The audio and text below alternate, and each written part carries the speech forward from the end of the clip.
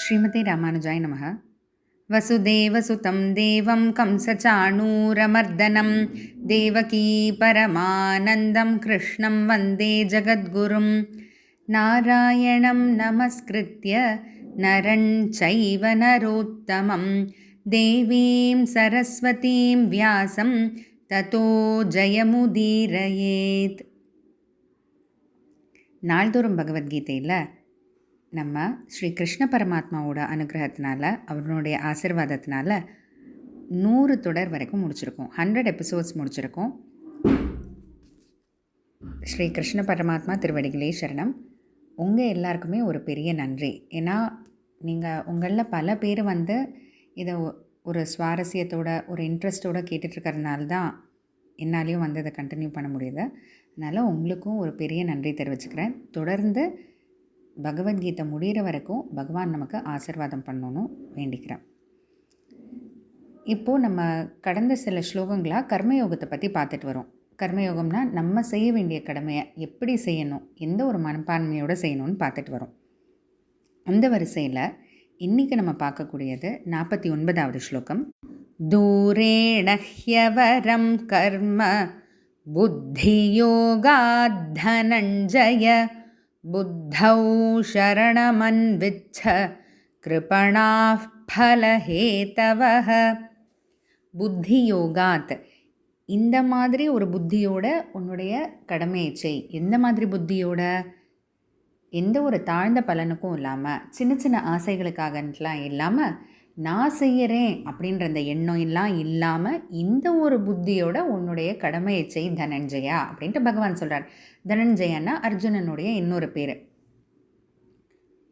தூரேன ஹ்யவரம் கர்ம, இந்த மாதிரி ஒரு புத்தியோட செய்யக்கூடிய இந்த கர்மத்தை விட, கர்ம சாதாரண கர்மா, அதாவது எந்த ஒரு ஆசைக்காகவும் நான் தான் செய்கிறேன் அப்படின்ற ஒரு நினைப்போட செய்யக்கூடிய ஒரு கர்மா, ஒரு செயல், தூரேன ரொம்பவும், அவரம் தாழ்ந்தது அப்படின்ட்டு பகவான் சொல்ல வர்றார்.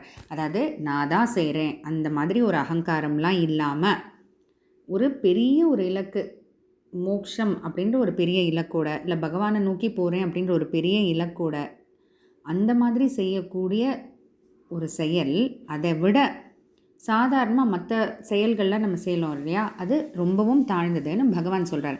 அதனால் என்ன செய்யணும்? புத்தௌ சரணம் அன்வச்ச, புத்தௌ இந்த புத்தியோடையே சரணம் அன்வச்ச, ஒவ்வொரு செயலையும் நீ இதே எண்ணத்தோடு நீ நோக்கணும், இதே எண்ணத்தோடு நீ செயல்படணும்னு பகவான் சொல்கிறார். இல்லைன்னா என்னாகும்? கிருப்பணாஃப் பலஹேத்தவக, பலஹேத்தவக ஒரு பலத்தை நோக்கியே ஏதோ ஒன்று வேணும் அப்படின்றத ஒரு எண்ணத்தோடையே நம்ம செயல்பட்டுட்டு வந்தோம்னா கிருப்பணாகா, கிருப்பணர்களாகும். கிருப்பணர்கள்னால் என்ன? இந்த சம்சாரம்ன்ற அந்த சைக்கிள்குள்ளே மாட்டிப்போம். தட் இஸ் திரும்ப திரும்ப பிறந்து திரும்ப திரும்ப இறந்து இந்த ஒரு சைக்கிள்குள்ளேயே மாட்டிப்போன்ட்டு பகவான் சொல்கிறார். இப்போது இந்த புத்தியோட செய் அப்படின்ட்டு பகவான் சொல்கிறார் இல்லையா. இந்த ஒரு திங்கிங் இருக்கணும் உனக்கு, ஒரு பெரிய இலக்கு, அதாவது ஒரு சின்ன சின்ன விஷயத்துக்காகலாம் இல்லாமல், வெறுமை ஏதோ நான் செய்கிறேன்னு ஒரு கடமைக்காக செய்யாமல் இந்த புத்தியோடு செய்யணும் அப்படின்றாரே. இது எப்படி நம்ம ஒரு எக்ஸாம்பிள் மூலமாக பெட்டராக புரிஞ்சுக்கலாமா? ஒரு முறை கிருஷ்ணர் அவர் சின்ன வயசில் அவர் விளையாடிட்டு இருக்கும்போது அவரும் அவர் ஃப்ரெண்ட்ஸும் விளையாடிட்டுருக்காங்க. விளையாடிலாம் முடிச்சிட்டாங்க. ரொம்ப டயர்டாக இருக்குது, ஒரே பசி. அப்போ பார்த்தா அங்கே கொஞ்சம் தூரத்தில் சில ரிஷிகள்லாம் ஒரு யாகம் பண்ணிகிட்ருக்காங்க.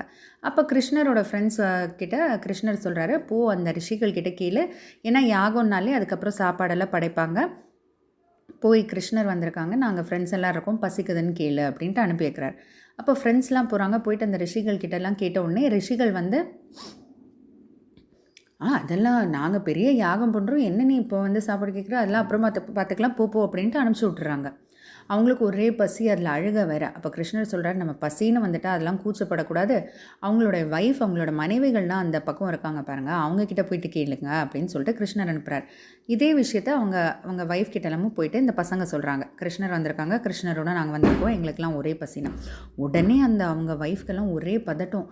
கிருஷ்ண பரமாத்மாவே வந்திருக்காரா, இந்த ரிஷிகள்லாம் என்ன பண்ணுறாங்க, எந்த கிருஷ்ண பரமாத்மாவுக்காக இந்த யாகத்தை பண்ணுறாங்களோ அவரே வந்திருக்காரு, இன்னும் அவங்க என்ன அவங்க கடமையை செய்கிறேன்னு உட்காந்துட்ருக்காங்க, இது யார் வந்திருக்காங்கன்றதை ரியலைஸ் பண்ணலையா அப்படின்ற எண்ணத்தோட யாகத்துக்காக படைக்க வேண்டியதுக்காக செஞ்சு வச்சுருக்கிற சாப்பாடெல்லாம் எடுத்துகிட்டு போய் சுட சுட அவங்களே எடுத்துகிட்டு போய் கிருஷ்ணர் இருக்கிற இடத்துல போயிட்டு வைக்கிறாங்க.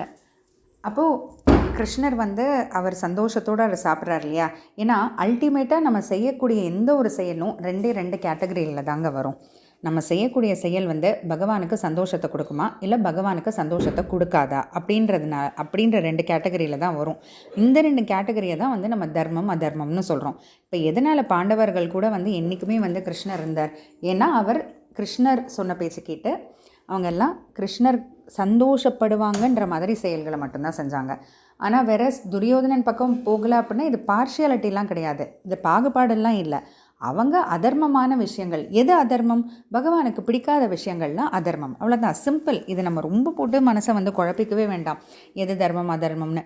பகவானுக்கு சந்தோஷத்தை கொடுக்கக்கூடியதுன்னா அது தர்மம், பகவானுக்கு சந்தோஷத்தை கொடுக்காதுன்னா அது அதர்மம், அவ்வளோதான். அப்போது இந்த இடத்துல என்ன, இந்த வைஃப் எல்லாம் கொண்டு வர்றாங்க இல்லையா, கொண்டு வந்துட்டு அவங்க திரும்ப ரிட்டர்ன் போகிறதுக்குள்ளே அவங்கெல்லாம் மோட்சம் போயிடுறாங்க. இந்த ரிஷிகள் இவ்வளோ வேதங்கள் படிச்சிருக்காங்களே, இவ்வளோ யாகங்கள் ஹோமங்கள்லாம் பண்ணுறாங்களே, அப்போ அவங்களுக்கு இல்லாதது என்ன இந்த மனைவிகள் கிட்ட, அந்த ரிஷி பத்னிகள் கிட்ட இருக்குது அப்படின்னா அந்த புத்தி. இந்த யாருக்காக, ஏன்னா ரிஷிகள் ஐயோ நாங்கள் யாகம் பண்ணுறோம், வேதம் படிச்சிருக்கோம், மந்திரம் சொல்கிறோம், நாங்கள் யாகம் பண்ணுறோம் அப்படின்ற இந்த நினப்பில் இருந்துட்டாங்களே தவிர யாருக்காக கடைசியில் பண்ணுறாங்கன்றதை மறந்துட்டாங்க இல்லையா. ஏன்னா யாருக்காக பண்ணுறாங்களோ அவரே அங்கே நிற்கிறாரு.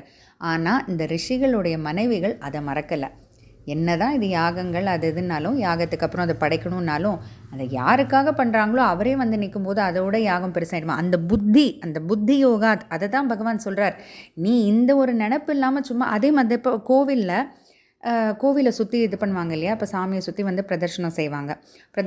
அப்போது பிரதட்சணமாக வரும்போது நம்ம அந்த ஒரு பகவானை பற்றி யோசிக்காமல், பகவான் தான் நம்ம எல்லாரையும் காப்பாற்றுறாரு, பகவான் தான் எல்லாத்துக்குமே காரணம் அப்படின்ற அந்த ஒரு நினைப்பில் நம்ம இல்லாமல் சும்மா ஏதோ ஒரு எக்ஸசைஸ் மாதிரி 10 தடவை சுற்றுறதுனால அது ஒன்றும் இல்லை, அது வெறும் கர்மவாகுது. ஆனால் எப்போது புத்தியோடு சேர்ந்த ஒரு கர்மவாகும்னா, பகவான் தான் நம்ம எல்லாரையும் படைச்சிருக்காரு, பகவான் தான் நம்ம எல்லாரையும் காப்பாற்றுறார் அப்படின்ற அந்த ஒரு நினப்போடு செய்யும்போது தான் அது புத்தியோகாத் அப்படின்ட்டு பகவான் சொல்கிறார்.